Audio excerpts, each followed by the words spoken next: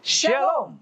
Selamat berjumpa kembali dalam acara Obsesi Hati, obrolan seputar suami istri yang sehat dan rohani. Bersama saya Leo Sumampo Dan saya Fitri Sumampo Sitorus. Baik, sebelum kita mulai episode kita pada malam hari ini, kami mewakili Hope Channel Indonesia dan juga tim dari Obsesi Hati mengucapkan Selamat Tahun Baru 2021. Kiranya berkat Tuhan, penyertaan, perlindungan, dan bahkan kasih sayang Tuhan akan selalu menyertai kita di sepanjang tahun 2021 ini. Dan bahkan kita berdoa supaya pandemi COVID-19 ini boleh segera berlalu ya. Ya, dan topik pembahasan malam ini sangat menarik karena ini adalah sambungan dari topik lalu. Betul. Topik episode yang lalu adalah mencari jodoh. Mencari jodoh dan sekarang malam ini adalah persiapan pernikahan. Setelah mendapatkan jodoh, tentunya kita akan menikah. Ya, jadi bagaimana persiapan pernikahan yang harus dilakukan? Mudah atau enggak sih? Ya kan nggak mungkin Gitu. pacaran terus nggak menikah kan, terlalu lama juga mungkin jadi bosan ya. Harus ada persiapan sampai ke pernikahan.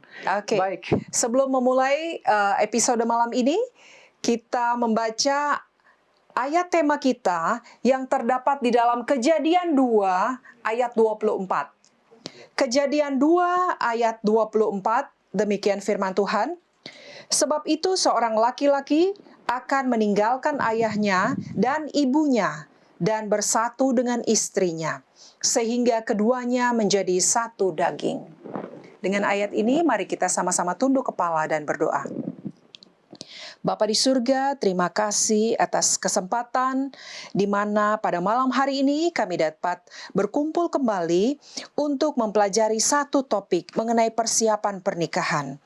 Tuhan bantu narasumber kami, pendeta dan ibu pendeta Kuntaraf, agar dapat membawakan topik pembahasan ini dengan baik, diberikan hikmat kebijaksanaan dari surga, dan para pemirsa yang mendengarkan, khususnya yang mempersiapkan pernikahan mereka, dapat diberkati dan diberikan kekuatan dalam mempersiapkan segala sesuatunya untuk pernikahan mereka.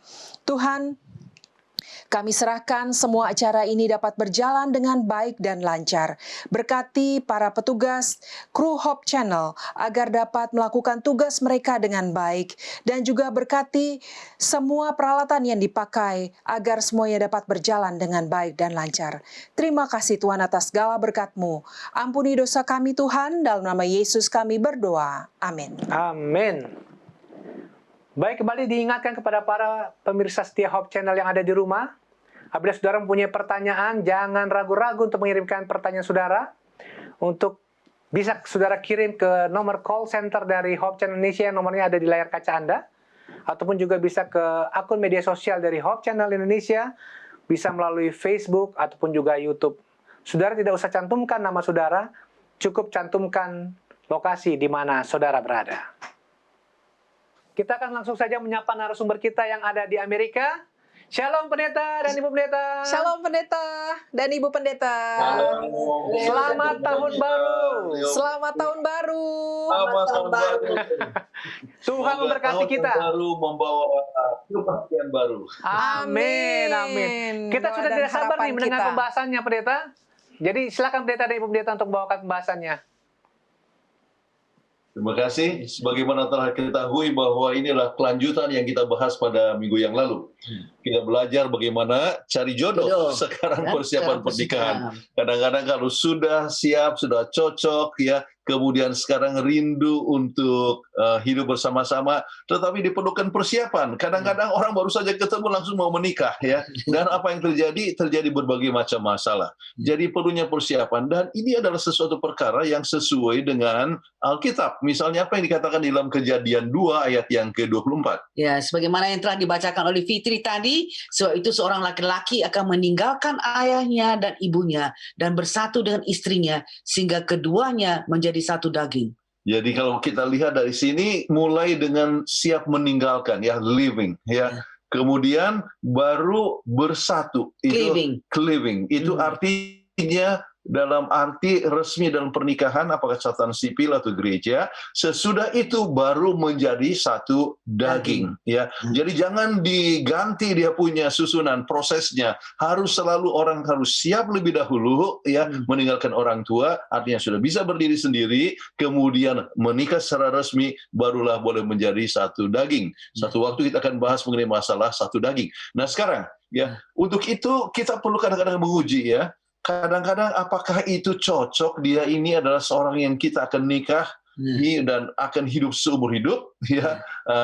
Apa saja ujian daripada kasih itu? Ya, sama seperti yang kita diskusikan minggu lalu mengenai tes-tes atau ujian yang harus kita lakukan kepada calon suami atau calon istri kita.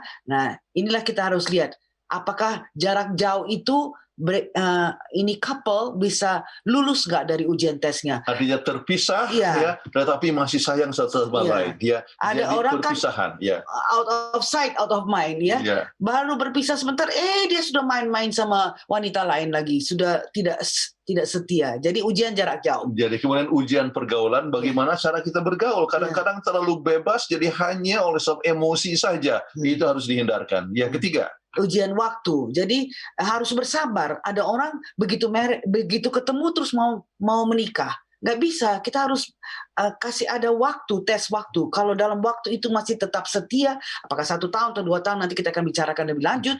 Nah, itu kalau sudah lulus baru kita tahu bahwa benar-benar dia mencintai kita. Oke. Kemudian ujian kebersamaan. Artinya merasa senang pada saat kita bersama, walaupun tidak ada bersinggungan kulit sekalipun, ya. Jadi Tidak ada skin senang, contact, ya. bertelepon, lama sekali. Kadang-kadang ingat dulu waktu kita mulai pacaran, bisa 2 jam, 3 jam, wah 5 jam yang bersama-sama. Artinya senang untuk bercerita dan sebagainya. Terus kemudian ujian berbagi.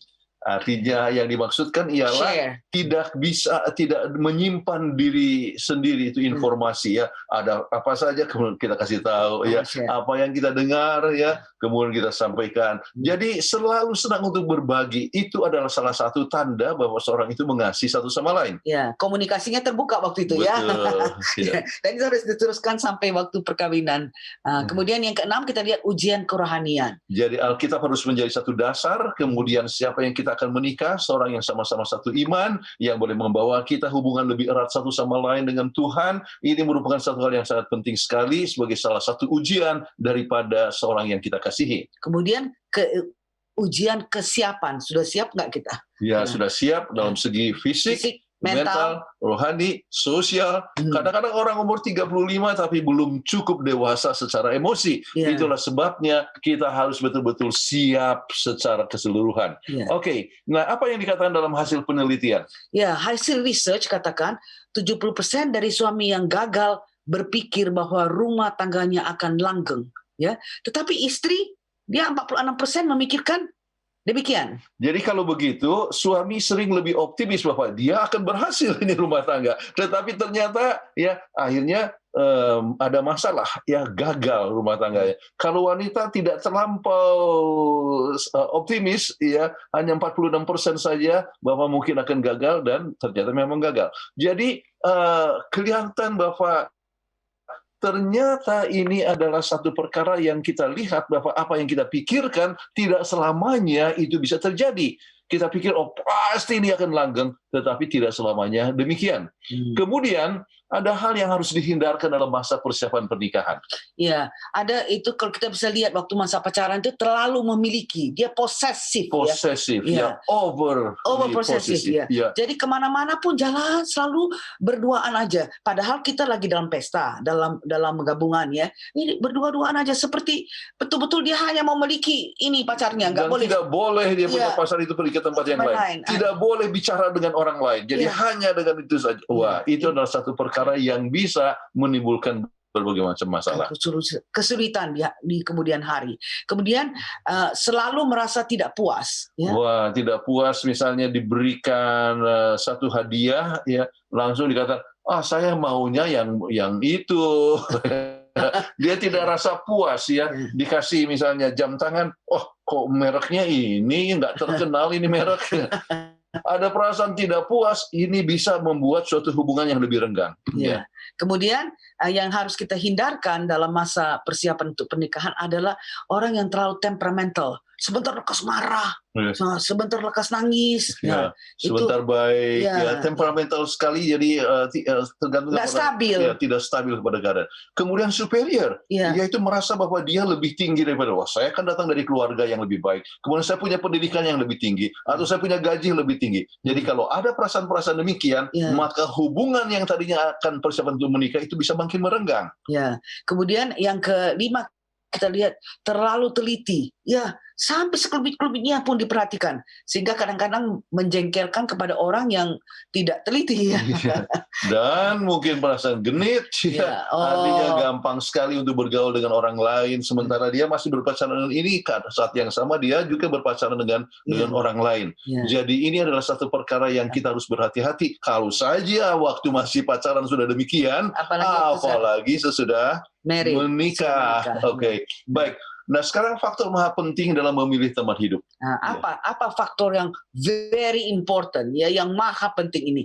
Pertama, kita lihat bahwa rumah tangga orang tua yang sangat bahagia. Kalau rumah tangga daripada calon kita itu tidak berbahagia, dia sudah selalu by beholding, ya, dia lihat selalu orang tuanya berkelahi terus dan apa, itu akan mau nggak mau di alam tak sadarnya bisa dia teruskan dalam perkawinan. Jadi dipikirnya bertengkar itu soal biasa. Ya. Jadi carilah artinya mereka yang datang dari keluarga yang berbahagia. Kemudian masa kanak-kanak juga yang berbahagia, ya, menyebabkan bahwa dia membayangkan rumah tangga itu adalah satu hal yang sangat berbahagia. Kemudian yang ketiga, jarang konflik dengan ibu. Kalau dia dengan ibunya selalu sudah bertengkar, wah bahaya ini. Nanti dengan kita juga akan bertengkar. Nah, itu permasalahannya. Kemudian disiplin rumah tangga yang teguh tetapi tidak kasar. Maksudnya firm. Ya. Artinya kalau misalnya tidak boleh, tapi dengan kasih sayang, ya, bahwa ini sudah waktunya untuk pulang jam 9 malam misalnya, harus pulang jam 9 malam. Ya. Tidak boleh ini. Jadi harus tetap tegas. Ya. Kemudian hubungan dekat dengan ibu. Kalau biasanya dia hubung dekat dengan ibu, biasanya suami itu akan menyayangi juga istrinya. Dan juga hubungan dekat dengan bapak. Ya, kalau misalnya dia hubungan dengan bapak itu baik, maka dengan suami juga akan baik. Ya. Terus kemudian jarang konflik dengan bapak. Itu sering, kalau konflik dengan bapak itu, biasa. Jadi akhirnya dengan suami juga dia merasa itu adalah suatu soal yang biasa untuk konflik dengan suami. Dan sering kita dengar rumah tangga yang banyak sekali pertengkaran antara orang tua dengan anak-anak, ya. Kemudian, wah, bagaimana rasanya dalam rumah tangga nanti kalau dia itu menikah dengan saya misalnya. Oke. Terus kemudian yang ke-8 kita lihat bahwa orang tua terbuka dalam bicara soal seksualitas. Sering anak-anak kalau bertanya kepada orang tuanya, orang tua malu untuk kasih tahu mengenai soal seksualitas itu. Sehingga akhirnya dia cari dari orang luar. Dia cari dengan kawan-kawannya. Kawan-kawannya tentu tidak akan memberikan informasi lebih baik daripada informasi yang diberikan orang tua. Jadi kita bisa lihat bagaimana, apakah orang tuanya terbuka apa tidak mengenai hal ini. Oke. Kemudian jarang dihukum dalam masa kanak-kanak. Ya. Jadi bandel. Jadi kalau artinya ini jarang dihukum, artinya ya, jadi jarangnya dihukum, artinya dia dalam keadaan baik, ya. Jadi dia mengikuti disiplin dengan baik sehingga dia jarang dipukul, ya, atau dihukum. Jadi dengan demikian maka kecenderungan dalam rumah tangga dia akan bersikap baik. So, kalau misalnya anak-anak biasa selalu dipukul misalnya oleh orang tuanya di rumah, maka apa yang terjadi? Nanti juga dalam rumah tangga gampang sekali untuk menggunakan pemukulan. Dipikirnya memukul adalah satu cara, satu solusi untuk menyelesaikan masalah. Jadi ini betul. Kemudian sikap yang dewasa dalam masalah seksualitas. Jadi dalam arti ya dewasa dalam membicarakannya, kemudian misalnya dalam family planning, ya, keluarga berencana tentang kontrasepsi apa yang akan dipakai dan sebagainya, dibicarakan secara dewasa, ya, bukanlah dengan cara sembunyi-sembunyi ataupun malu-malu. Oke, kemudian kapan baiknya menikah ini? Nah, ini penelitian menunjukkan bahwa pernikahan antara 18 sampai 23 tahun menyebabkannya banyak perceraian karena itu dia punya pikiran, dia punya otak itu, ya, lobus frontalis itu baru berkembang secara secukupnya setelah 25 tahun. Jadi kalau mampunya 18 sampai 23 tahun dia masih labil. Labil. Jadi kemungkinan untuk menyebabkan perceraian itu sangat besar sebab dia punya merasa bahwa ini orang yang tepat, padahal dia bilang, oh enggak, rupanya enggak tepat. Sudah terlambat, sudah married, jadi akhirnya jadi menyebabkan perceraian. Dan ternyata pasangan yang menikah 25 tahun dan Di atas. atasnya mempunyai sukses pernikahan yang sampai mencapai 75%. Waduh. Ya. Dan menurut apa yang dikatakan oleh Joyce Brother, yang seorang psikologis, rumah tangga yang paling bahagia adalah yang menikahnya di atas 28 tahun. 28 tahun. Jadi jangan terlalu cepat-cepat. Buat apa cepat-cepat menikah padahal cepat juga bercerai. Ya. Jadi ini adalah satu penelitian yang kita perlu untuk ingat di dalam mencari usia yang terbaik di dalam pernikahan. Oke. Nah sekarang masalah perkawinan kadang-kadang soal beda agama ya. Oh ya, ini sebab kita katakan sudah berapa kali kita terangkan bahwa agama is the unifying factor, adalah faktor yang mempersatukan kita. Sebab agama itu menentukan bagaimana cara kita makan, bagaimana cara kita berekreasi, bagaimana kita dekorasi rumah dan sebagainya. Jadi makanya di sana kalau umpamanya ada perkawinan dengan beda agama, angka perceraiannya sangat tinggi. Ya, bukan hanya itu, penyebab umum konflik keluarga yang terjadi oleh sebuah perbedaan agama. Misalnya konflik mengenai agama anak-anak ini akan apa? Setelah bapak seagama ini, ibu agama ini, anak-anak bagaimana? Itu konflik. Yang berikut adalah konflik soal keluarga, akan masuk gereja mana? Masuk gereja mana?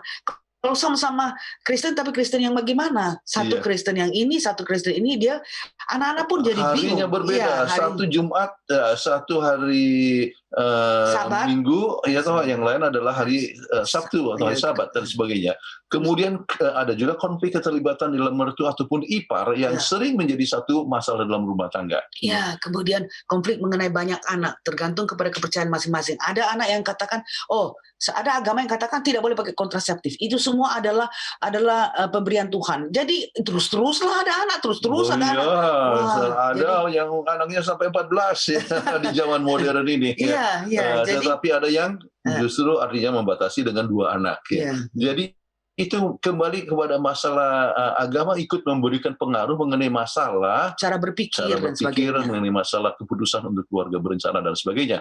Nah sekarang kita coba lihat perlu tunangan, apa kira-kira tujuan daripada tunangan? Ya, tujuan yang pertama kali pertunangan adalah kita mengumumkan kepada keluarga, kepada teman-teman kita bahwa kita akan menikah. Itu yang dikatakan dengan pertunangan ya. I'm engaged ya. Engaged, dan ini satu perkara yang sangat penting. Kenapa? Jangan sampai orang-orang tiba-tiba kaget.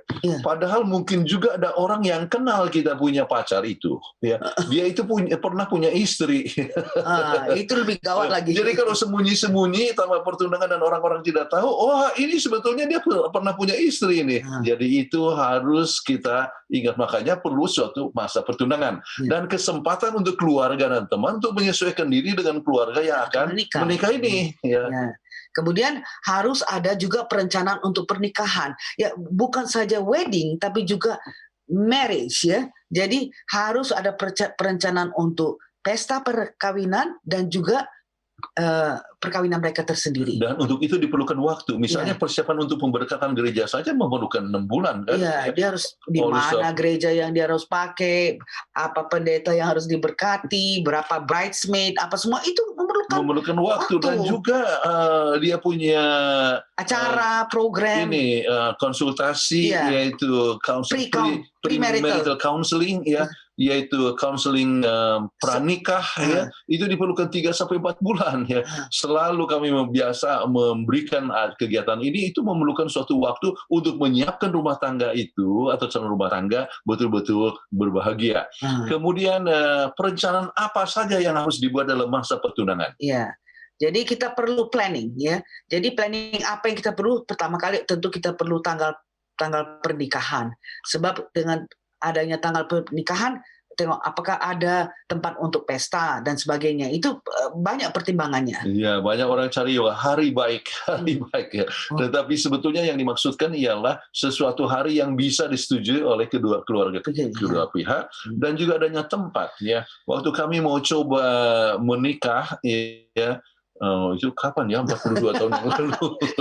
Jadi waktu kami akan menikah, mau menikah di satu tempat namanya adalah Barron Springs Village Church. Ya, itu kami dan menikah di Michigan. 1 tahun sebelumnya kami coba kontak, sudah ada yang booking. Sudah ada yang booking. Ya. Nah, itulah sebabnya perlu waktu, oke.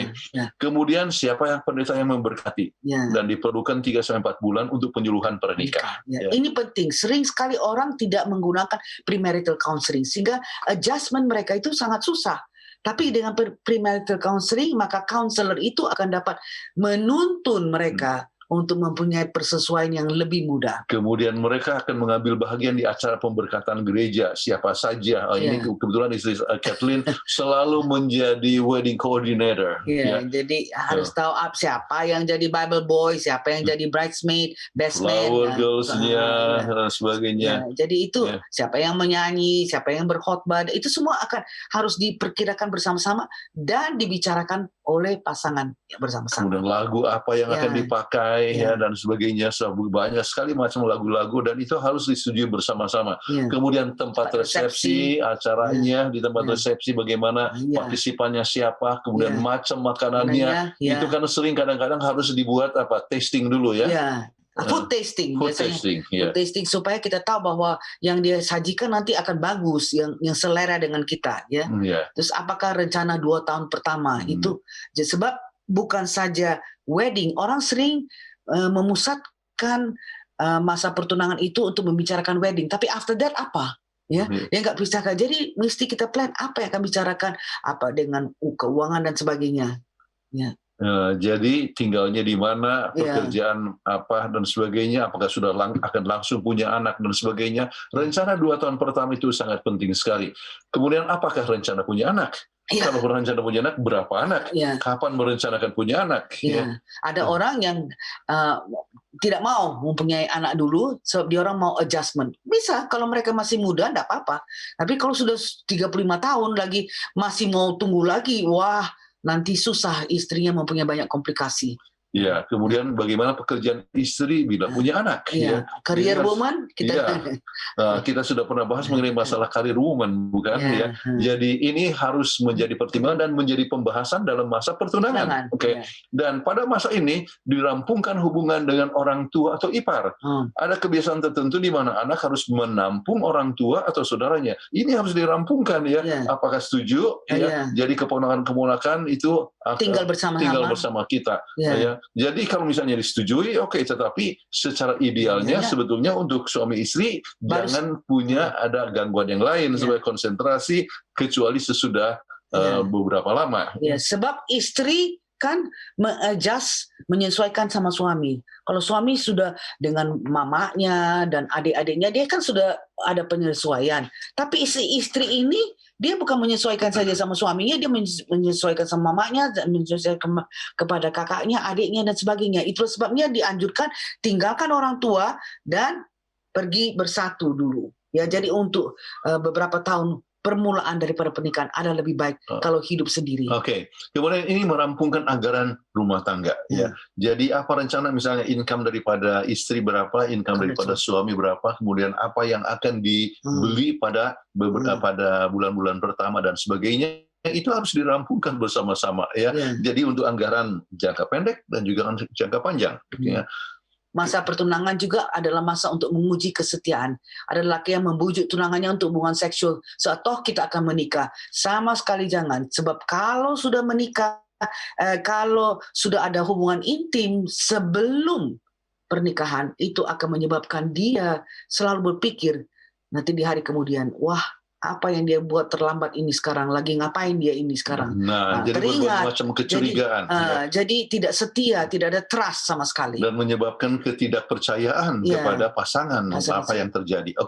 Masa untuk membahas hal-hal yang kritis, termasuk masalah latar belakang masing-masing, disampaikan dengan kejujuran. Kalau dulu pernah berpacaran, katakan terus terang, jangan sembunyi-sembunyi. Dulu nggak bilang sekarang sudah married baru kasih tahu sama saya gitu. Sudah terlambat. Malahan kalau sudah marah mau bercerai. Bahkan kadang-kadang ada katakan ada seorang yang bawa bayi, kami ini anak mau lihat bapaknya, rupanya dipikirnya ya dia tidak tahu bahwa rupanya suaminya itu pernah ada hubungan dengan orang lain dan sebagainya. Jadi hal itu harus disampaikan dengan secara sejujurnya. Ya. Kemudian mengikuti penyuluhan pranikah. Premarital counseling itu sangat penting. Ya. Oke, penyuluhan pranikah kebetulan ya. Saya sudah tidak ingat lagi berapa banyak yang saya pernah berikan ya. Tetapi ini beberapa hal yang biasa diberikan untuk bimbingan ya. Ada kuesioner khusus dan kuesioner tersebut menyangkut kepada hal-hal seperti kepercayaan agama dan kerohanian, tanggung jawab dalam rumah tangga, komunikasi dan konflik, hubungan dengan mertua dan ipar, keuangan keluarga, seksualitas dan kontrasepsi, kesehatan di dalam rumah tangga, dan juga latar belakang keluarga. Jadi ini adalah satu perkara yang harus diisi oleh masing-masing, dan bagaimana sikap daripada kita punya tunangan kepada masalah-masalah ini. Ya. Jadi dengan demikian akan betul-betul lebih siap untuk menghadapi suatu pernikahan. Ya. Kemudian kita lihat bahwa kemudian sebagai satu marriage counselor atau premarital counselor ini, dia akan memberikan tes temperamen untuk melihat apakah istri dan suami mempunyai temperamen yang bisa kira-kira cocok ya, agar calon suami istri mengetahui temperamennya dan pasangannya, dan pembahasan bagaimana untuk menerima kekuatan dan kelebihannya. Ingat, tidak ada satu kesalahan dalam temperamen. Apakah itu sanguin, apa melankolik, apakah itu flegmatik, itu semua ada kekuatan dan ada kekurangannya. Dan disitulah akan dibahas oleh premarital counselor ini supaya mereka bisa terima. Nanti dia bilang, aduh kok lambat sekali kerjakan ini. Ya memang dia flegmatik, mau bikin bagaimana? Iya, itu harus diketahui sebelum menikah ya, bahwa seorang itu adalah sanguin, dia lebih gampang untuk marah, atau seorang itu adalah melankolik, lebih gampang untuk menangis. Dan sebagainya. Jadi harus dibahas bersama-sama di masa penyuluhan pranikah. Kemudian counselor memberikan kesempatan kepada calon suami istri untuk membuat anggarannya masing-masing dan menyatukan anggaran belanjanya. Sebab wanita kan mempunyai prioritas yang berbeda. Kemudian laki-laki punya prioritas yang berbeda. Nah, jadi income-nya berapa dari masing-masing kan disatukan, kemudian saling melihat apakah cocok itu atau tidak ya. Jadi dengan demikian mereka sudah siap membawa itu rencana anggaran belanja di rumah tangga oleh sebab sudah diberikan dalam masa counseling atau penyuluhan pranikah. Ya, jangan kaget nanti kalau sudah married, kok kayak begini. Tapi karena sudah disetujui lebih dahulu, tidak ada yang shock ya bagi mereka. Kemudian yang keempat, kita lihat bahwa konselor memberikan bimbingan untuk apa yang direncanakan dalam 2 tahun pertama dalam pernikahan. Jadi kita mau 2 tahun mau apa? Menyesuaikan dulu atau mau terus punya anak dan sebagainya. Itu perlu dibimbingan. Kalau umpamanya orangnya sudah 30 tahun misalnya ya, dia mau punya anak ya, bagus ya.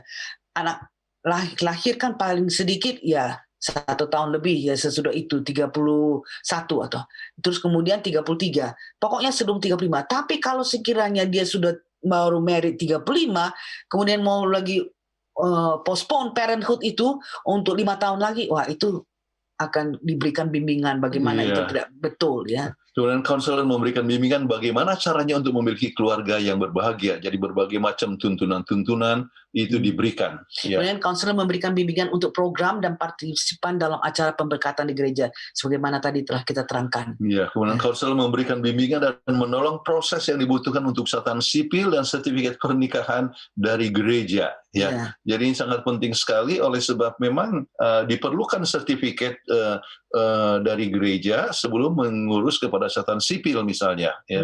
Jadi gereja lebih dahulu, kemudian ke catatan sipil, dan jangka waktunya tidak boleh terlalu berjauhan. Okay. Makanya ada lebih baik dianjurkan begitu ada pemberkatan secara gereja, kemudian dibikinlah satu meja di situ untuk catatan sipil supaya terus berdekatan. Itu semua dibahas dalam penyuluhan pranikah. Ya.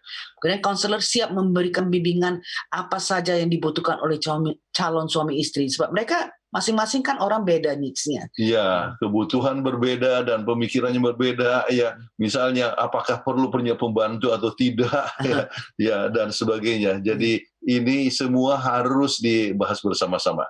Kira-kira berapa lama untuk pertunangan? Ya, ini kita lihat di sini, kita tulis jamnya berapa lama ya, apa tanda tanya ya. Sebab masalah lama itu sangat relatif ya, tergantung bagaimana pasangan telah mengenal satu sama lain. Bila mana sudah lama saling mengenal, maka pertunangan dalam jangka 1 tahun saja adalah baik untuk persiapan pernikahan. Tapi bila pasangan belum terlalu lama mengenal, maka masa pertunangan dapat lebih lama waktunya. Ya.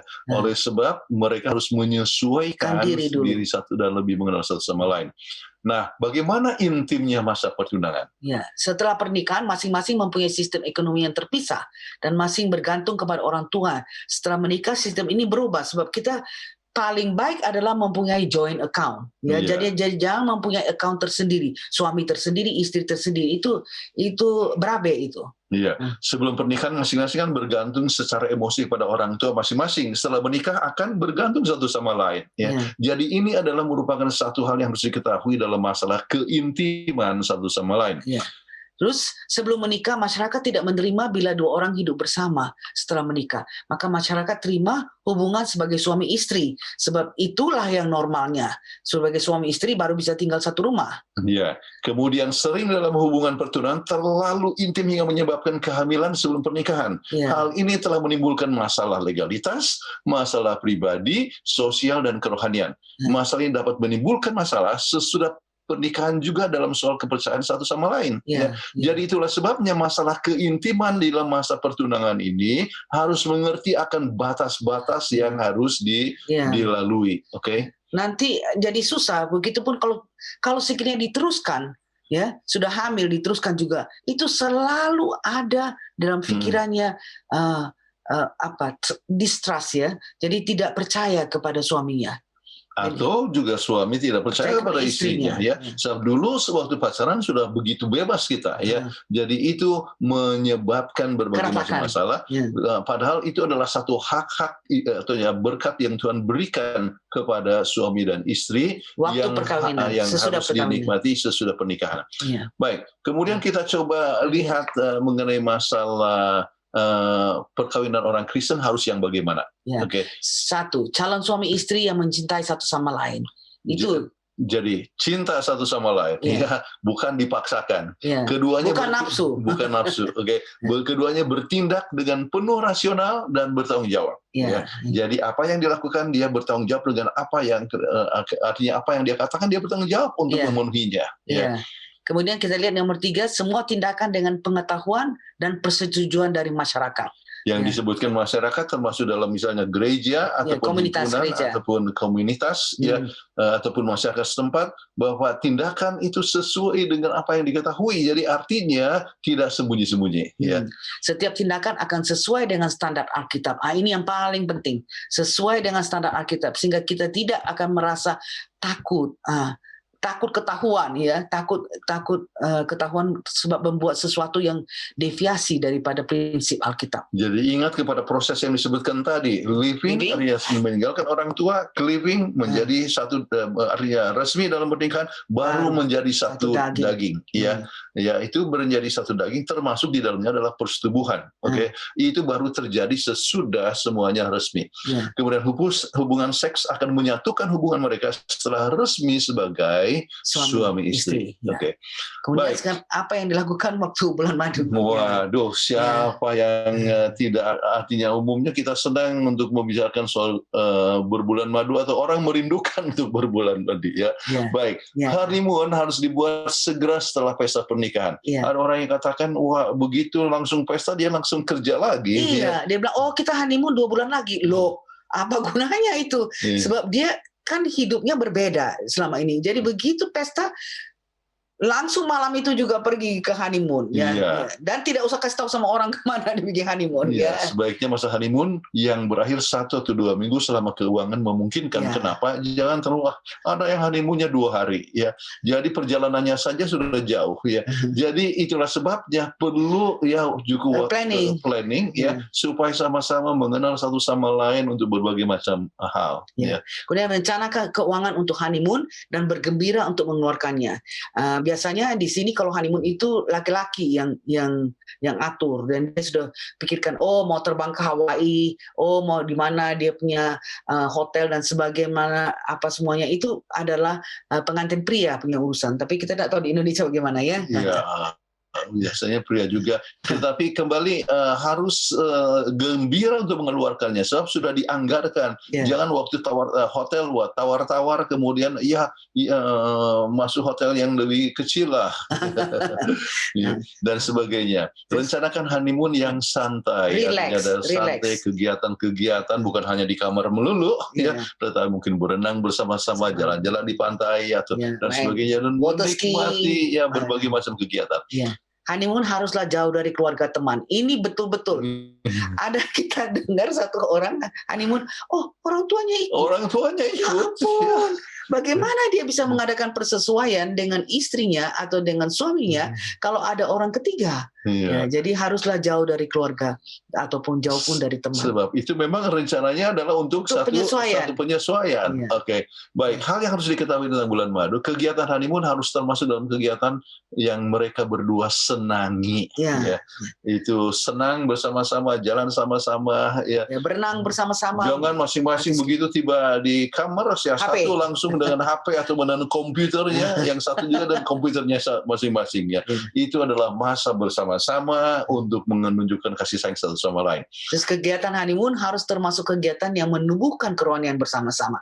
Mereka belajar Alkitab sama-sama, Berdua bersama-sama, renungan sama-sama dan sebagainya. Ya, oleh sebab honeymoon termasuk hubungan seksualitas, maka kedua calon suami istri harus mendapat bimbingan yang bijaksana agar keduanya melihat kegiatan ini untuk membicarakan kebahagiaan untuk memberikan kebahagiaan satu sama lain. Ya. Biasanya kalau saya memberikan counseling, ya ada satu sesi khusus mengenai masalah seksualitas, ya supaya jangan sampai terjadi hal-hal yang tidak dikehendaki. So, apa yang terjadi? Kadang-kadang begitu malam hanya malam pertama, kemudian istrinya sudah lari. Iya. Ya, ini terjadi. Kemudian ada juga suaminya yang lari. Anyway, jadi ini kita harus betul-betul rundingkan dan harus mendapatkan bimbingan daripada seorang counselor, ya. Premarital counselor. Dan sedangkan dokter perlu bimbingan, ya. Oh ya. Ya. Sebab ada cerita yang mungkin tidak bagus kalau kita sampaikan di sini, tetapi kita ambil kesimpulan bahwa dokter-dokter pun kalau honeymoon perlu mendapatkan bimbingan sebelumnya. Oke. Baik. Nah, sesudah bulan madu ini bagaimana? Wah, life begins ya. Kenyataan hidup dimulai. Sekarang sudah suami istri ya, sudah bekerja sebagai satu unit suami istri. Oke. Jadi mulai bersama-sama, kemudian bila tidak dijalani dengan baik, perceraian dapat terjadi. Kenapa? 26,5% perceraian terjadi dalam waktu 2 tahun setelah perkawinan. Ini apalagi kalau orang itu tidak mempunyai premarital counseling. Premarital counseling itu sangat bagus sebab dia akan mengajar orang bagaimana mengadakan persesuaian supaya tidak akan terjadi perceraian. Oke, 51,3% dari perceraian terjadi sebelum 5 tahun perkawinan. Ya. Jadi dengan demikian maka tahun-tahun pertama itu adalah merupakan tahun-tahun yang sangat kritis, ya. Dan itulah sebabnya maka perlu counseling atau mengasihi satu sama lain. Bagaimana caranya supaya perkawinan itu langgeng? Nah, itulah dia yang kita coba memberikan ini 8 rahasia penting. Oke. Pertama, dekat dengan Tuhan. Karena kalau kita ingat culture A, culture B, kalau dekat kepada Tuhan masuk ke culture C, apa yang Tuhan katakan, apa yang Alkitab katakan, apa yang Roh buat katakan, maka kita akan lebih dekat satu sama lain. Kemudian kasih sayang yang selalu dinyatakan melalui apa? Kata-kata, pandangan mata, jaman tangan, dan segala perbuatan. Ya. Jadi kasih sayang itu dinyatakan dengan baik. Ya, sebab sama seperti tumbuh-tumbuhan. Kalau tumbuhan itu tidak disiram, maka dia akan jadi layu dan mati. Demikian juga dengan kasih sayang. Tidak ada pernyataan kasih sayang, wah berantakan dong rumah tangga itu.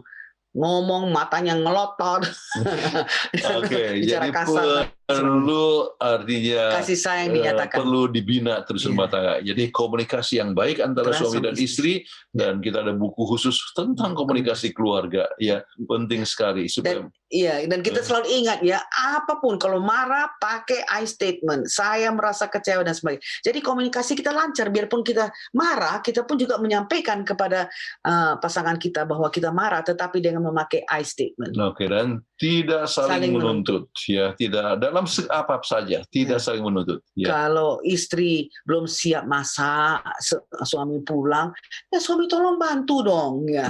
Jadi nggak menuntut. Saya udah capek-capek pulang kerja, makanan pun belum selesai. Waduh, itu sangat menyakiti. Sebab dengan menuntut itu menunjukkan bahwa kita merendahkan status daripada pasangan kita. Oke, masing-masing ingin membahagiakan pasangannya. Jadi suami berusaha membahagiakan istri berhasil untuk membahagiakan akan suami. Oke. Kemudian yang keenam, kita lihat bahwa perbedaan pendapat diselesaikan segera. Kita sudah pelajari mengenai komunikasi dan kemarahan. Kalau tidak ada yang sesuai, kita harus selesaikan sebelum kita matahari terbenam, sebelum tidur. Kalau enggak nanti insomnia, marah, deg-degan, marah, dan kemudian nggak bisa tidur. Ya. Kemudian segala hal direncanakan bersama-sama. Ya. Jangan salah satu merasa kaget apa yang terjadi. Ya, masa beli rumah atau beli mobil tanpa konsultasi lebih dahulu. Ya. Ada yang kita sudah bicarakan yang lalu itu bagaimana seorang dia beli mobil, toto mobilnya itu terlalu kecil, suami nggak bisa masuk ke dalam, jadi dia marah padahal dia harus bayar down payment dan sebagainya. Jadi selalu harus dikonsultasikan, direncanakan. Kemudian masing-masing tahu tanggung jawabnya masing-masing. Ya, mana yang harus dilakukan oleh suami, mana yang harus dilakukan oleh sang istri.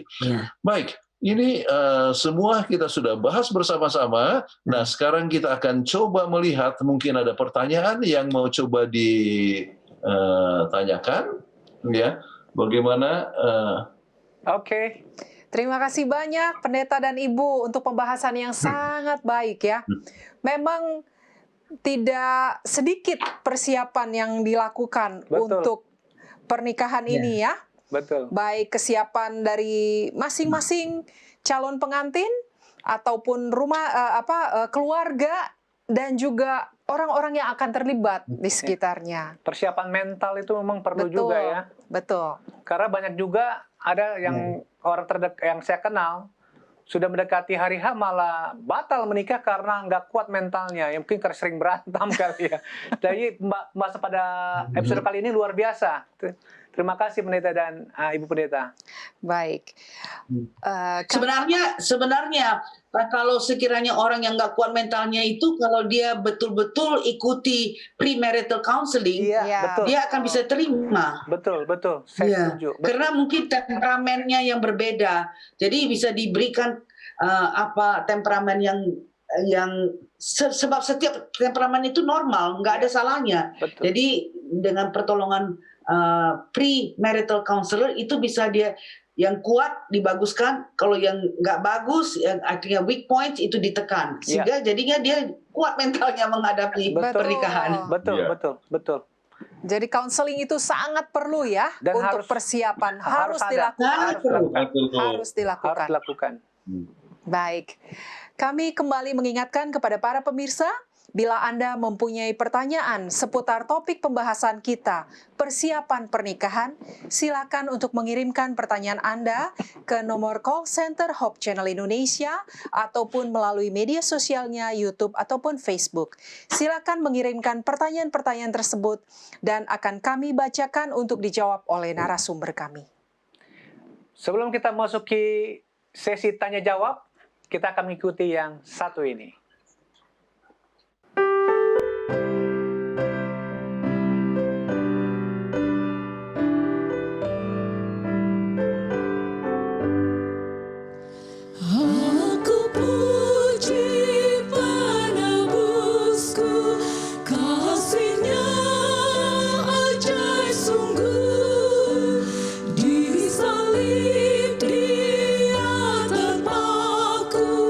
Untuk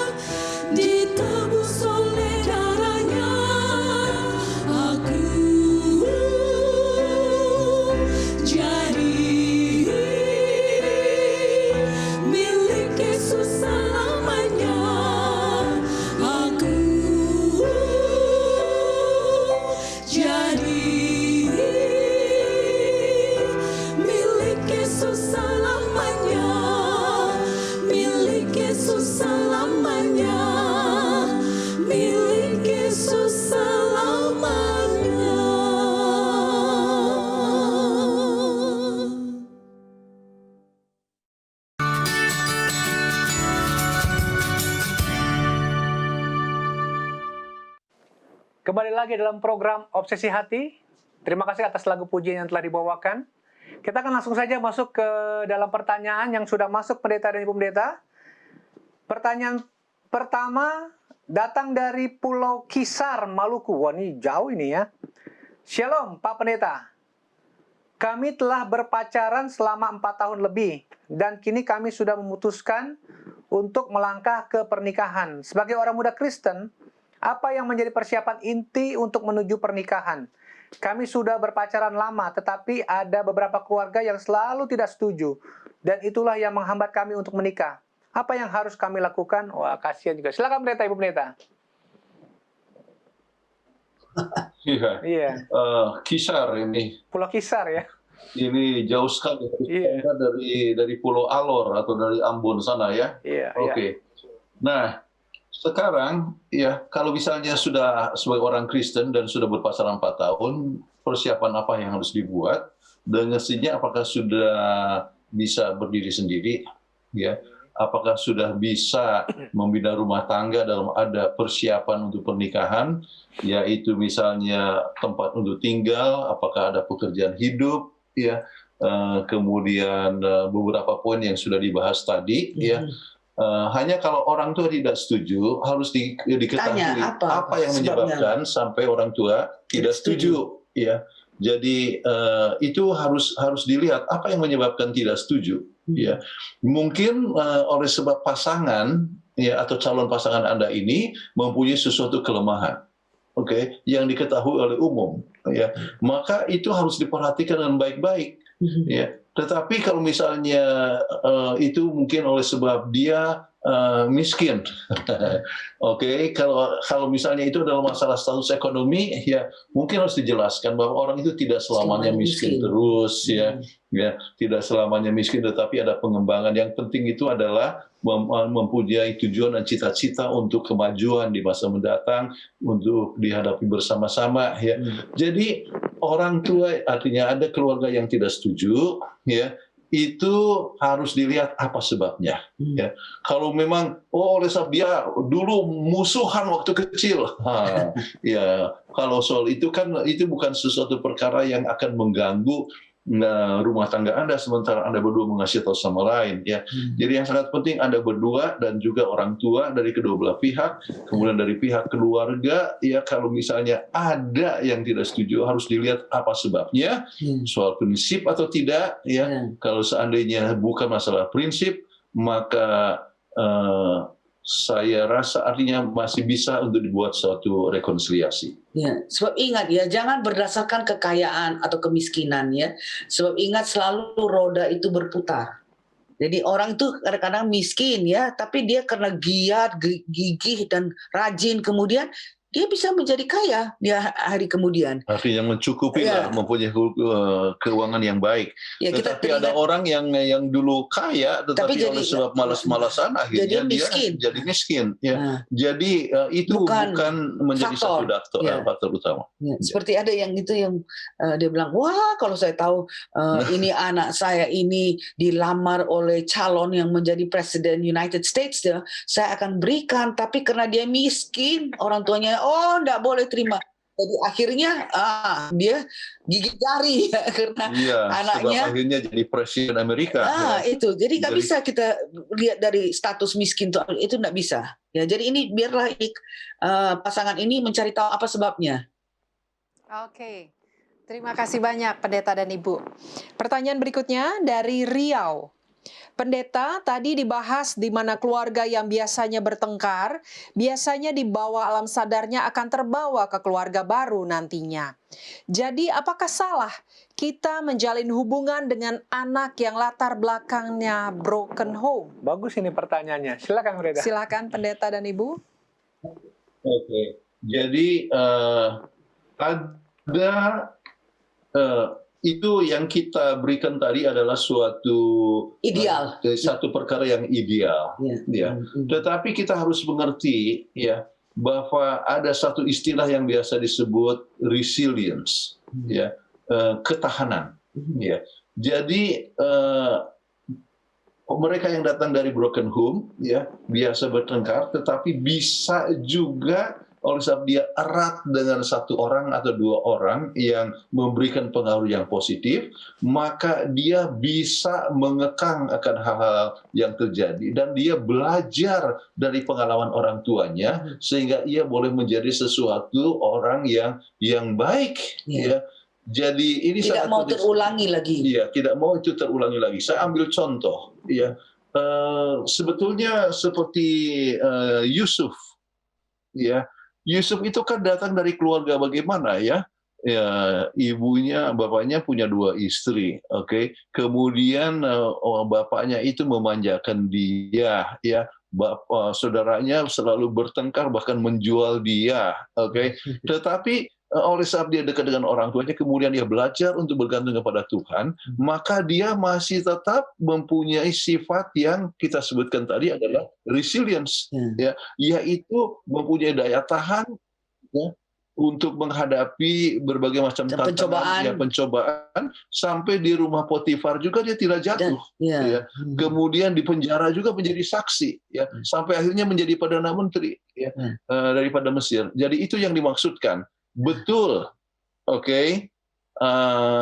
Ada faktor-faktor yang itu, tetapi ada juga faktor resilience. Tetapi kembali, Dekat pada Tuhan perlunya yang sangat penting ialah apakah orang ini dekat dengan Tuhan atau tidak. Ya, hubungan dengan Tuhan yang dapat mengubah seseorang sehingga ia dapat belajar tidak mau seperti yang terjadi kepada orang tuanya dan ia boleh membina satu rumah tangga yang berbahagia. Baik, terima kasih Pendeta dan Ibu Pendeta. Ada pertanyaan tambahan yang berasal dari Pulau Kisar tadi, Pendeta? Karena mungkin langsung direspon. Yeah. Katanya bagaimana kalau orang tua tidak setuju karena beda suku, Pendeta? Nah, itu tanggapannya gimana ini? Ini sambungan pertanyaan dari Pulau Kisar tadi. A, B, C. Beda suku, Iya. Beda suku, oke. Nah sekarang faktornya yang sangat penting apakah dua-dua Kristen, ya, satu iman, ya. Jadi iman kepada Tuhan itu bisa mengatasi perbedaan suku. Ya, seperti yang pernah dibahas bahwa dia mempunyai culture A, B, dan C, ya, oleh sebab mempunyai culture Christian, ya, maka itu bisa mengatasi mengenai masalah perbedaan suku tersebut, ya. Jadi disampaikanlah kepada orang tua dengan terus terang, ya. Ini zaman Bhinneka Tunggal Ika, ya. Jadi semua sama, kita bersatu. Unity in diversity, ya. Dan bilang saya kalau beda suku jadi asimilasi maka hasil anaknya lebih bagus. Jadi disampaikanlah kepada orang tua, ya, bahwa ini kita sudah baku sayang, ya. Kemudian masalah ini bukanlah satu perkara yang harus menjadi penghalang bagi kita untuk berumah tangga. Ingat itu selalu, culture A, culture B, terus masuk ke culture C, culture Christian. Nah, jadi itu yang menyatukan. Baik, terima kasih Pendeta dan Ibu Pendeta. Mudah-mudahan jawaban ini boleh memuaskan saudara yang bertanya dari Pulau Kisar, Maluku tadi, ya. Oke, pertanyaan berikut datang dari Kupang nih, Pendeta. Pendeta pernah pelayanan di Kupang, ya, kalau nggak salah, ya. Ini bicara mengenai kalau ketika... Pertanyaannya adalah kalau ketika ujian jarak atau LDR, long distance relationship, salah satu tidak setia, memilih mencari yang baru, dan beberapa saat kemudian dia minta balikan. Apakah kita harus balikan lagi? Wah, gimana? Silakan, Pendeta. Sudah tidak pas the test of distance, ya. Jadi sudah gagal. Udah fail, sekarang, ya. Apakah dia minta balik itu kelihatan atau tidak? Ya. Kalau betul-betul dia sungguh-sungguh, diuji lagi dengan berpisah lagi. Jadi kalau waktu sesudah berpisah lagi, ya tidak pas lagi, ya bisa teruskan, tetapi siap-siap dia tidak setia. Tetapi kalau misalnya mau dapatkan seorang yang betul-betul setia, maka jarak tidak akan menjadi penghalang untuk tetap menunjukkan kesetiaan. Oke, terima kasih banyak Pendeta dan Ibu. Pertanyaan berikutnya dari Bandung. Sering terjadi pada saat persiapan pernikahan, masalah yang muncul itu bukan dari keluarga inti, tapi dari keluarga besar. Om atau tante, kakak atau adiknya, dari mama, papa, pihak laki-laki, atau dari pihak perempuan yang banyak ikut campur mengatur acara. Padahal di keluarga inti nggak ada masalah. Bagaimana penyelesaiannya? Betul ini. Silakan pendeta dan ibu, karena ini sering terjadi Sering ya. terjadi ini, betul. Silakan pendeta. Oke, jadi kembali kepada apa yang kita pernah bahas bahwa rumah tangga itu sama seperti dua kertas Dilem yang jadi dilem satu. menjadi satu dan menjadi satu. Ya, jadi ini yang sangat penting adalah suami istri tidak boleh dipisahkan oleh orang ketiga. Oke, jadi orang ketiga itu mungkin tante, ya, ataupun ipar ataupun siapa saja. Jadi bicara dengan baik-baik bersama dengan orang tua bahwa inilah yang kami bersama-sama rencanakan. Ya. Jadi anjuran daripada dan tante, kalau seandainya itu tidak bertentangan dengan prinsip, ya tidak masalah. Ya. Jadi sama-sama boleh memberikan suatu input. Ya. Tetapi kalau ternyata misalnya itu bertentangan dengan prinsip, misalnya sambil contoh saja bahwa turut campur ini harus ada makanan yang satu bangsa, satu agama katakan itu adalah satu hal yang haram, ya harus ada ini, ya. Tetapi mereka yang sudah mengetahui prinsip kesehatan dan prinsip Alkitab mengatakan bahwa makanan haram itu harus dihindarkan. Ya. Jadi Anda harus tetap kokoh dalam pendirian, firm dalam pendirian dalam hal itu. Tetapi kalau seandainya bukanlah satu perkara yang prinsip, ya. Misalnya siapa yang akan berbicara mewakili keluarga, ya. Jadi harus ini sesuai dengan dia punya jabatannya yang dituakan, ya. Oh, itu kan bukan sesuatu permasalahan yang sangat prinsipil. Oke. Jadi Anda harus siap untuk mendukung. Tetapi kalau berbicara soal prinsipil, maka Anda harus tetap kokoh dan asal keluarga inti dan Anda berdua tidak akan terpisahkan. Baik, terima kasih pendeta dan ibu pendeta untuk jawabannya. Pertanyaan berikut, ini mungkin tadi sudah kita dibahas oleh pendeta dan ibu pendeta mengenai kriteria yang ideal, ya. Cuman dia tanya nih pendeta, kriteria yang Pak Pendeta sebutkan adalah idealnya. Saya rasa tidak ada orang yang sesempurna itu. Nah, ini kata dia. Apakah harus mencari sesuai semua kriteria yang Pak Pendeta sebutkan? Dan walaupun harus dicari kriteria seperti itu, bisa jadi lama katanya. Dan kita dicap terlalu pemilih. Dan akan banyak kecewa karena tidak sesuai kriteria. Atau kita cukup pilih satu atau dua kriteria saja pendeta. Silakan pendeta atau ibu pendeta. 100%, nggak bisa pakai 100%, yang 95% pun jadilah ya. Jadi kalau seandainya kita masing-masing mengetahui tidak ada yang sempurna, itu adalah benar. Ya, tidak ada yang sempurna. Oke, masing-masing punya kelemahan. Ya, namun ada beberapa hal yang sangat basic di dalam kekristenan. Ya, misalnya kejujuran. Ya. Itu nggak bisa ditawar-tawar, ya. Kejujuran, ya, kesetiaan, ya, kemudian faktor hubungan dengan Tuhan, ya. Segala macam kelemahan-kelemahan yang lain, ya. Apakah dia suka makanan Manado, yang lain itu suka makanan Jawa, ya, itu adalah satu hal yang dapat itu minor. Ya. Tetapi kalau misalnya sesuatu perkara yang berdasarkan sesuatu yang penting, yang major, prinsip yang major, itu adalah satu hal yang vital. Jadi kalau Anda mau menurunkan standar Anda, ya terserah. Ya, jadi tapi siap-siap, ya, kalau ada ketahuan bahwa ternyata dia tidak jujur, ya, kalau gitu nanti di kantor juga tidak jujur, jadi siap-siap saja satu waktu suami Anda masuk di penjara misalnya oleh sebab korupsi. Ya. Jadi ini kembali kita harus mengetahui mana yang menjadi basic ya kriteria. Oke, terima kasih banyak pendeta dan ibu.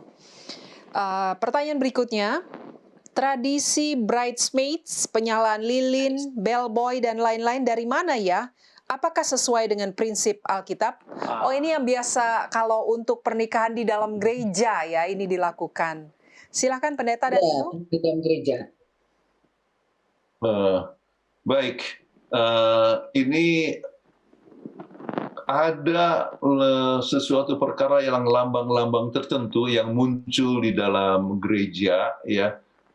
Saya ambil contoh, ya, bridesmaid, ya. Ingat tidak 10 anak darah di dalam Alkitab dalam buku Matius pasal 25? Itu mereka adalah bridesmaid, ya. Jadi pengiring daripada pengantin, oke? Jadi bridesmaid. Kemudian menyalakan lilin adalah simbol daripada terang. Kita dapatkan berbagai macam simbol di dalam Alkitab yang menggambarkan tentang terang, yaitu misalnya firman Tuhan atau tentang Yesus adalah terang dunia, ya. Jadi kita mau supaya perjalanan hidup itu adalah di bawah pimpinan daripada Tuhan yang menjadi sumber daripada terang, ya. Jadi itu adalah hal yang biasa, oke. Kalau bellboy, kita ingatlah di dalam Bible Alkitab, boy ya, biasanya. biasa adalah Bible boy, ya. Tapi Jadi bellboy membawa Alkitab itu adalah satu hal yang berasal dari Alkitab, ya, Bible. Tetapi bellboy ada juga, jadi bell yang menunjukkan bahwa ada datang ada pengantin akan datang, ya. Kemudian kita coba lihat mungkin lambang yang berada di dalam Alkitab, apakah ada misalnya Pris 1 Tesalonika pasal yang ke-4, 16 dan 17 dan sebagainya. Jadi pada saat sangkakala berbunyi, ya, ada sesuatu yang berbunyi untuk menunjukkan datangnya akan Yesus yang digambarkan juga di dalam Alkitab sebagai pengantin laki-laki. Oke. Jadi kita dapatkan bahwa bisa saja dapatkan dari sana sini, tetapi dari mana berasal? Mungkin ini adalah lebih banyak datang dari budaya Barat, tetapi ada hubungannya juga dengan Alkitab. Ya. Baik, terima kasih pendeta, Ibu pendeta. Pertanyaan berikut, ini cukup menarik ya, karena memang ada juga terjadi di zaman sekarang ini. Saya ada pertanyaan untuk pendeta dan Ibu pendeta Kuntaraf untuk sesi obsesi hati. Pertanyaan dari Jakarta. Kami pasangan yang belum menikah tetapi sudah berpacaran cukup lama dan sudah merencanakan untuk menikah. Sudah berkomitmen satu sama lain, tetapi mempunyai masalah yang sampai sekarang kami tidak bisa solve, nggak bisa pecahkan. Nah, ini ada sedikit statement dari ini perempuan ya, dari seorang wanita ini. My one big mistake from past relationship is a sexual history. Sepertinya sudah melakukan hubungan seks sebelum menikah perempuan ini, sehingga istilah sekarang tuh udah nggak perawan lah, pendeta dan ibu pendeta. Sudah saya beritahu yang sejujurnya kepada cowok saya, tapi masih berat untuk diterimanya. Apa solusi untuk kami berdua? Karena posisinya cowok saya sayang sekali kepada saya dan tidak mau meninggalkan walaupun berat baginya untuk menerima keadaan wanita itu. Terima kasih. Silakan pendeta, ibu pendeta. Jadi dalam keadaan yang seperti ini, ya, apa yang terjadi masa lalu, masing-masing punya masa lalu. Kalau memang sudah disampaikan itu masa lalu, oke, maka artinya adanya suatu kejujuran, ya. Dan kalau seandainya pacarnya ini, ya, betul-betul mengasihi, dia akan menerima dia seadanya, ya. Jadi apakah dia akan menerima, ya, seadanya, ya, bahwa sudah terjadi suatu hal yang terjadi yang telah terjadi di masa lalu, oke. Jadi dia harus bersedia untuk mengampuni. Dia harus bersedia untuk mengampuni, ya. Dan mungkin juga oleh sebab itu kan hubungan terjadi oleh sebab tidak pernah mengenal, ya, dengan pacar yang sekarang, oke, tidak pernah mengenal, ya. Tetapi, ya, kalau seandainya betul-betul mengasihi, maka akan ada kesiapan untuk menerima dan kesiapan untuk mengampuni, ya. Jadi banyak berdoa dan kalau perlu mendapatkan counselor yang untuk ikut memberikan bimbingan, ya. Kemudian Anda sudah melakukan hal yang baik, yaitu sudah mengatakan dengan terus terang, ya, sudah jujur, dan biarlah kasih yang menyebabkan bahwa dia bisa menerima. Sebab sesuai dengan 1 Korintus 13 ya ayat 7 kalau tidak salah dikatakan bahwa kasih itu menutupi segala sesuatu ya. Jadi dia tidak akan mengungkit-ungkit masalah ini, dia akan mengampuni ya, menerima Anda sebagai adanya ya. Kalau misalnya dia tidak menerima ya mungkin itu berarti kasihnya yang masih terbatas ya. Tapi kalau betul-betul mengasihi, dia akan menerima Anda sebagaimana adanya. Baik, Pendeta. Tapi sebelumnya mungkin kalaupun pernikahan ini jadi dilaksanakan, tentunya wanita itu harus dibaptis kembali, Pendeta ya. Betul ya, Pendeta ya? Ya, wanita ini harus dibaptis kan? Ya, betul Pendeta atau enggak? Tidak selamanya. Ya, okay. Apakah hal itu sudah diketahui oleh banyak orang atau tidak? Sebab kalau orang-orang sama sekali tidak tahu, maka itu adalah satu hubungan antara dia dengan Tuhan, dengan pertobatan yang sungguh. Ya, tetapi kalau ini diketahui oleh umum, maka itu harus ada satu baptisan ulang. Oke, terima kasih Pendeta. Baik, pertanyaan berikutnya. Apakah boleh melakukan prenuptial agreement untuk orang Advent? Karena ada pandangan bahwa jika mengurus prenuptial agreement artinya ada persiapan atau rencana untuk cerai ke depannya. Tetapi yang saya tahu, prenuptial agreement dapat menyelamatkan aset pasangan jika ada salah satu yang terkena masalah keuangan. Seperti harta istri punya istri, suami punya suami, dan bukan milik bersama. Baik. Silakan Pendeta. Mungkin harus dijelaskan dulu prenuptial agreement. Saya sendiri nggak tahu nih apa nih prenuptial agreement, Pendeta. Silakan Pendeta. Ini adalah satu persetujuan yang dibuat oleh suami dan istri ya mengenai masalah harta harta Pendeta. Masalah keuangan atau harta yang dimiliki ya. Okay. Jadi tanya apakah boleh orang Advent demikian? Biasanya ini adalah satu perkara yang umum bagi orang yang sudah pernah menikah. Ya. Jadi perkawinan kedua. Jadi ini adalah perkawinan kedua. Ya. Jadi kalau untuk perkawinan yang kedua, ya maka kan umumnya mereka sudah ada latar belakang dan sudah ada harta. Ya. Jadi sang suami misalnya punya rumah, sang istri mungkin punya mobil ataupun punya aset bank dan sebagainya ya. Jadi bisa saja ya untuk mengadakan suatu pernikahan dan membuat ya prenuptial agreement ini. Jadi kalau terjadi apa-apa ya maka masing-masing tetap memiliki artinya aset sebelum menikah itu dimiliki oleh masing-masing. Tetapi sesudah menikah, ya ada terkumpul sejumlah misalnya uang tabungan dan sebagainya. Sesudah menikah, maka itu adalah milik bersama yang harus dibagi. Tetapi kalau seandainya yang sudah dimiliki sebelum menikah itu dimiliki oleh masing-masing. Jadi ada orang yang mengatakan demikian, ya. Jadi oleh sebab mungkin mengkhawatirkan akan terjadi suatu perceraian. Ya. Kalau kami tidak ada ya. Jadi memang paling baik adalah mempunyai account yang sama. Itu yang paling baik. Iya, jadi adanya kepercayaan satu sama lain. Jangan bilang ini saya punya uang, ini kamu punya uang, tapi ini uang kami. Ya, ini uang kita. Ini harta kami. Ya. Namun, ya oleh sebab mungkin terjadi ini adalah untuk perkawinan yang kedua, atau mungkin supaya jangan pasangan kita itu memanfaatkan. Ya, kebetulan misalnya sang istri, ya calon istri ini adalah seorang yang kaya raya, sedangkan dia adalah miskin, ya, dan tidak ada modal yang lain.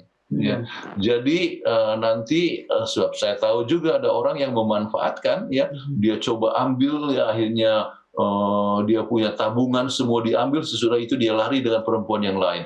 Nah, itu kan bisa dituntut kalau sudah ada ya ini persetujuan ini, ya. Jadi tergantung, ya. Kalau mau bikin silahkan, ya. Gereja sudah dikatakan tentang apakah boleh ini dari gereja Advent melakukan itu. Gereja tidak mengatakan harus atau tidak katakan tidak boleh. Oke, jadi ini adalah satu keputusan pribadi ya. Kalau Anda mau adakan ini silakan ya. Kalau tidak juga tidak apa-apa. Baik, terima kasih Pendeta, Ibu Pendeta jawabannya. Ini istilah baru buat saya, jadi ilmu baru nih buat saya. Saya baru dengar soal istilah ini. Baik Pendeta, pertanyaan berikut kita kembali dulu ke episode yang lalu. Karena episode lalu tuh ada banyak pertanyaan belum terjawab. Jadi kita akan bahas mengenai mencari jodoh. Ini dari Sidoarjo, Pendeta. Pertanyaannya, gimana caranya menyikapi toxic relationship di saat kebanyakan orang punya prinsip atau alasan yang sama, yaitu karena cinta, karena masih sayang banget, udah pacaran lama, masa putus dan sebagainya. Silakan Pendeta. Nah ini istilah baru lagi nih, toxic relationship. Saya juga baru tahu. Bagaimana jawabannya Pendeta? Silakan Pendeta. Hubungan yang beracun ya, sangat beracun. Karena masih sayang begitu udah pacaran lama masih putus dan Masa putus dan sebagainya. Masa putus. Ya. Ya. Jadi apakah maksudnya di dalam hubungan itu ada aja satu toxic ya relationship ya, yaitu ada sebab begini ya, tidak ada suatu orang yang sempurna ya. Jadi ada kelemahan-kelemahan yang terjadi yang ketahuan sesudah kita mulai berpacaran ya.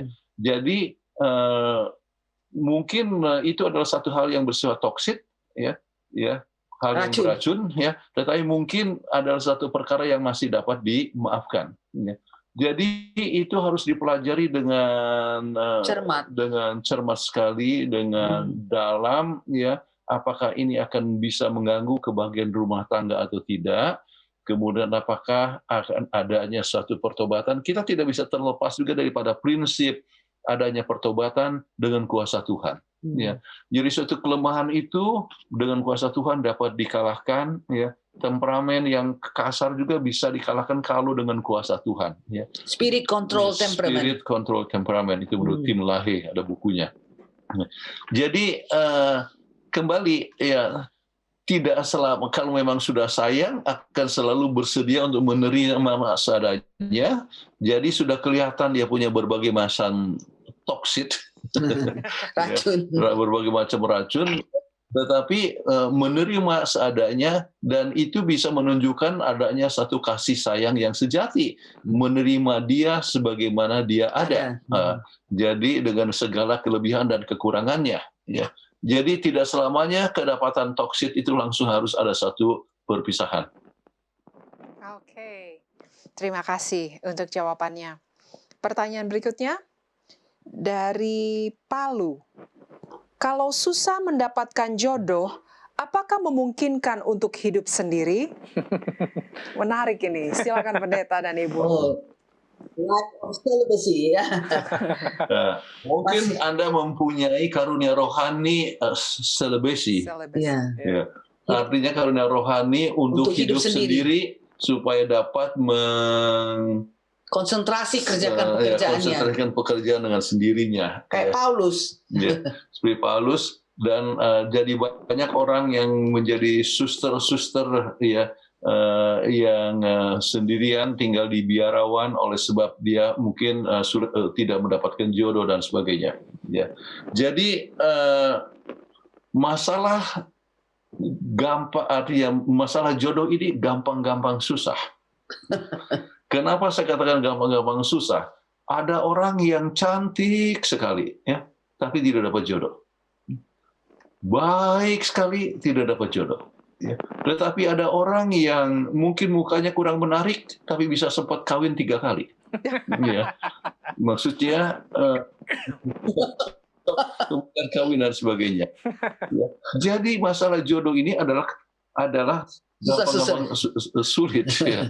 Nah, bagaimana caranya? Ya, saya percaya peranan daripada berdoa itu sangat penting sekali. Dan Mrs. White katakan, ya, seorang penulis pada abad ke-19, kalau Anda sudah tiba kepada usia untuk menikah, ya, maka berdoalah 2 kali lipat. Ya. Jadi kalau biasa berdoa 5 kali, sekarang jadi 10 kali. Jadi banyak berdoa, ya, kemudian tetap bergaul dengan berbagai macam kegiatan kebersamaan dalam klub ataupun di dalam Aktivitas gereja dan sebagainya. atau pemuda dan sebagainya, ya, dan berdoa, kemudian coba mencari, ya, artinya mendekati seorang yang dirasa akan cocok, ya, dan jangan pilih-pilih, ya, artinya terlalu kriterianya tinggi-tinggi, ya, yang penting adalah kriteria yang prinsipil, oke, ya, yang sesuai dengan prinsip. Nah, dengan banyak berdoa, ya, saya percaya, ya, oleh sebab manusia itu adalah makhluk sosial, ya. Jadi apakah lebih bagus tinggal sendirian saja, ya? Ya, mungkin juga Anda mempunyai karunia untuk hidup sendiri, ya. Gift of celibacy. The gift of celibacy. Tetapi ya umumnya manusia itu adalah makhluk sosial yang perlu akan seorang teman, ya, teman dekat yang menjadi seorang mitra di dalam hubungan dengan Tuhan dan juga dalam rumah tangga. Tetap banyak berdoa, ya, dan mungkin kita dapatkan orang yang terbaik, ya. Amin. Baik, terima kasih pendeta dan ibu pendeta. Pertanyaan berikut datang dari Bandung. Saya punya pengalaman waktu dinas di luar dan pernah bertemu dengan seseorang dan saya lihat dia sesuai dengan kriteria Tuhan. Saya sudah berusaha dan mendoakan selalu tiap pagi, siang, malam. Dan kemudian di saat kami PDKT ini pendekatan, maksudnya secara online, dia tiba-tiba menghilang, tidak ada kabarnya. Apakah saya harus terus berusaha atau menunggu jawaban Tuhan? Oh, kasihan juga nih. Silakan pendeta. Kalau doa Anda tidak dijawab, ya mungkin Tuhan menyediakan yang lebih baik. Amin. Amin. Ya. Amin. Ya, jadi nggak usah pusing-pusing kalau dia menghilang, ya. Mungkin sesudah Anda dapatkan orang yang lebih cocok, sudah lebih banyak berdoa lagi, kemudian dapatkan yang lebih cocok, dan Anda akan langsung berkata, untung sekali dia menghilang dulu itu. Ya, kalau saya dengan pasti tidak begitu cocok seperti yang sekarang ini. Pengalaman ya ini. Ini saya bicara dari pengalaman. Oke, jadi berterima kasihlah dengan keadaan apapun, ya. Kalau orang itu tidak mau, ya Tuhan menyediakan yang lebih baik. Sebab ingat ya, tidak ada sesuatu perkara pun yang terjadi di dunia ini tanpa Tuhan ketahui. Amin. Kalau Anda sudah berdoa, dan Anda sudah berdoa terjadi ini, berarti Tuhan yang knows the end from the very beginning, mengetahui apa yang terjadi di akhirnya dari semulanya. Tuhan akan melihat, oh mungkin ini nggak cocok, makanya dia tiba-tiba online sudah hilang. Baik, terima kasih sekali jawabannya. Oke, untuk pertanyaan berikutnya dari Cikampek. Cikampek mungkin masuknya ini. Cikampek. Iya. Ada lokasi di Cikampek juga. Saya mendengar penjelasan tentang cara bagaimana kemungkinan kita bisa bertemu dengan jodoh kita. Adakah cara yang lain, khususnya di masa pandemik ini yang susah untuk bertemu langsung? Wow, silakan pendeta dan ibu. Online dating. Ya. Gunakanlah, ikutlah berbagai macam Zoom. Ya. Jadi sekarang ini banyak Zoom, ya. Misalnya Jumat malam kami ada Zoom untuk guru-guru sekolah Sabat, ya. Dan yang ikut guru-guru sekolah Sabat itu situ ada banyak juga yang single dan sebagainya, ya. Jadi ikutilah Zoom seperti itu, ya. Kemudian bisa lihat-lihat, kemudian mungkin bisa dapatkan seorang yang cocok. Atau mungkin ada kadang-kadang kegiatan satu hari acara pemuda dari Indonesia bagian timur, ya, tentang I love my church. I love my church, ya. Jadi ada orang yang interview saya, kemudian ada juga itu pembicara secara interaktif, ya, dan sebagainya. Jadi langsung mungkin Anda lihat, wah mungkin ini dia aktif sekali di gereja, kemudian Anda juga bisa mengadakan belajar kenal dan sebagainya, ya. Atau itu pertemuan-pertemuan online, atau mungkin melalui teman, ya. Teman yang bisa memperkenalkan, ya, akan temannya yang lain, ya. Sebab ternyata cukup banyak persentase orang yang diperkenalkan oleh orang lain. Ya. Jadi sesudah itu mulailah dengan online lebih dahulu. Ya. Kalau online-nya sudah lebih lancar dan sebagainya, kemudian ada waktu pandemik sudah selesai, baru Bisa ada bertemu. kesempatan bertemu. Kalau masih tetap cocok, ya. Sebab kalau online itu kadang-kadang tidak sempurna kan, ya. Kita tidak bisa lihat keadaan yang sebenarnya yang 100%. Jadi mungkin kalau tetap cocok sesudah ketemu dan sebagainya, akhirnya dapat dibina dengan lebih lanjut. Jadi kita hidup dalam satu zaman modern di mana segala macam sarana dapat digunakan untuk pengabaran Injil dan juga di dalam mencari jodoh. Masa pandemi. Tapi masa pandemik ini kan bukan selamanya. Nanti akhirnya akan berlalu juga. Vaksinasi sudah ada. Ini ada bisikan dari kru Hope Channel bertanya, kalau kita live terus bagaimana mau ikutin Zoom selalu katanya. Mereka sibuk dengan acara yang selalu. Kalau live terus terusin Zoom. Kalau gitu cari yang dekat-dekat aja yang ada di sana. Betul sekali. Betul sekali. Setuju sekali. Baik, terima kasih Pendeta. Pendeta dan Ibu Pendeta. Kenapa cari yang jauh? Ya, betul. Kenapa cari yang jauh-jauh? Kalau ada yang dekat, ya betul itu. Betul sekali. Justru itu lebih gampang untuk lihat apakah ada persesuaian apa enggak. Betul. Ya kan? Betul. Saya setuju sekali itu. Oke. Baik, pertanyaan berikut Pendeta. Nah ini kembali nih. Masih ada pertanyaan yang lain? Iya Pendeta. Ini malam hari ini di episode ini saya banyak sekali mendapat istilah-istilah baru ini. Pertanyaannya adalah, apakah infatuation itu dosa? Sepertinya tidak mungkin mencintai orang tanpa ada rasa infatuation. Kalau memang harus mencintai tanpa nafsu, bagaimana caranya? Oh, silakan Pendeta. Ini saya baru dengar istilah ini juga. Silakan Pendeta. Oh, infatuation dosa. Apakah infatuation itu adalah dosa? Iya. Apa itu infatuation Pendeta? Infatuation itu adalah cinta nafsu. Kan sudah diterangkan, kan kita terangkan bagaimana. Ini adalah eros. Iya. Eros. Iya. Jadi kalau hanya masih dalam pemikiran, ya sesuatu hal yang salah, ya maka menurut apa yang dikatakan oleh Roh Nubuat ialah bahwa malaikat surga sudah mencatat berbagai macam pemikiran-pemikiran yang salah yang akan dilakukan kalau ada kesempatan.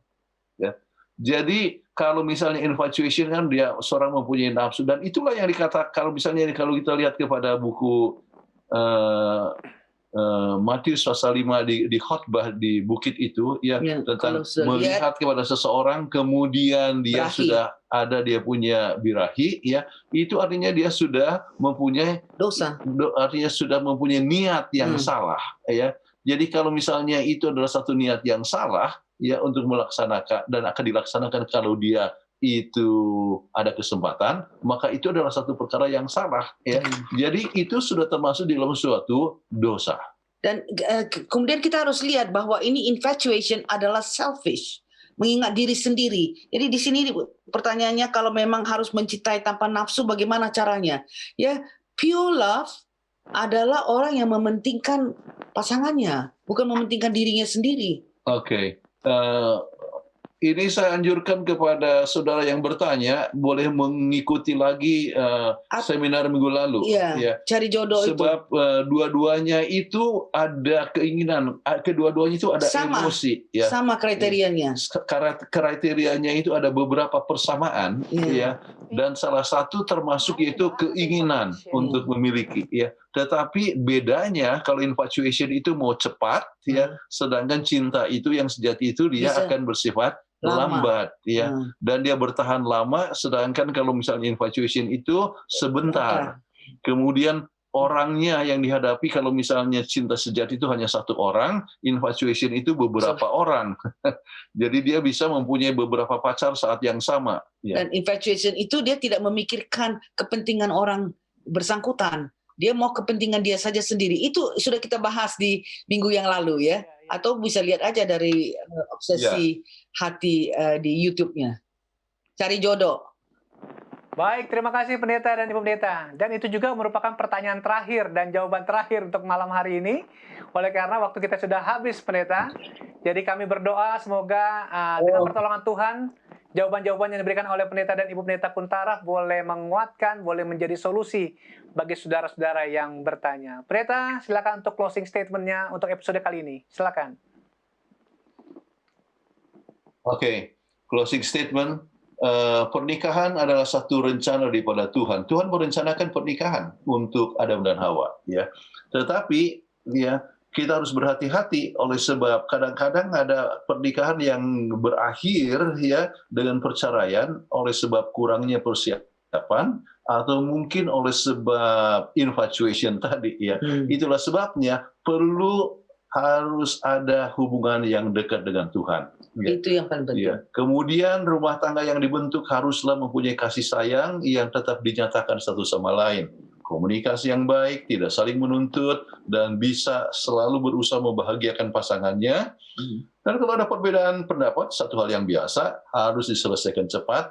Dan kegiatan-kegiatan hendaklah direncanakan bersama, dan masing-masing bertanggung jawab untuk untuk tugasnya masing-masing atau peranannya masing-masing. Dengan demikian, maka rumah tangga yang direncanakan ini boleh berjalan baik, memberikan kebahagiaan untuk pasangan suami istri, menjadi berkat bagi lingkungan, dan menjadi dan kemuliaan bagi nama Tuhan.